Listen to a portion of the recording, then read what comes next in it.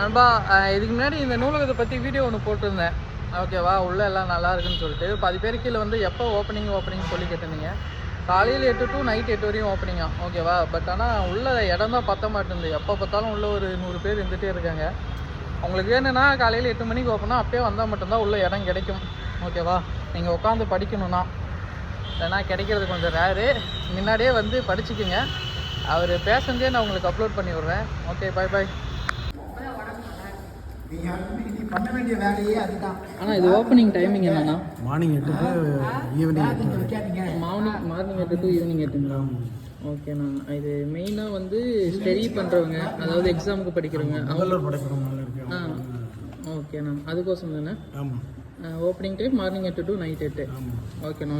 நிறைய பேர் பார்த்தீங்கன்னா அட்ரஸ் கேட்டிருந்தீங்க.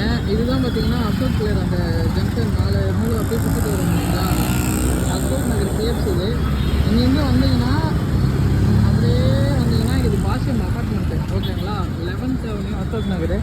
அப்படியே வந்தீங்கன்னா ஐபிசி ஹோட்டல். இப்போ தெளிவாக லொக்கேஷன் பார்த்துக்கிங்க.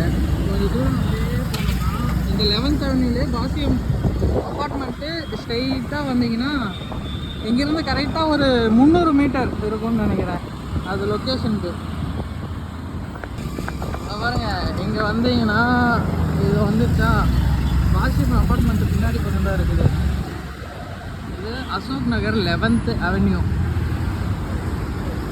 இது பாசியம் அப்பார்ட்மெண்ட்டு. ஸ்ட்ரைட்டாக பார்த்தீங்கன்னா அசோக் பில்லரு கேப்ஸ் அங்கே தான் இருக்குது. இந்த சைடு வந்து பார்த்தீங்கன்னா மணி தம் பிரியாணி இருக்குது.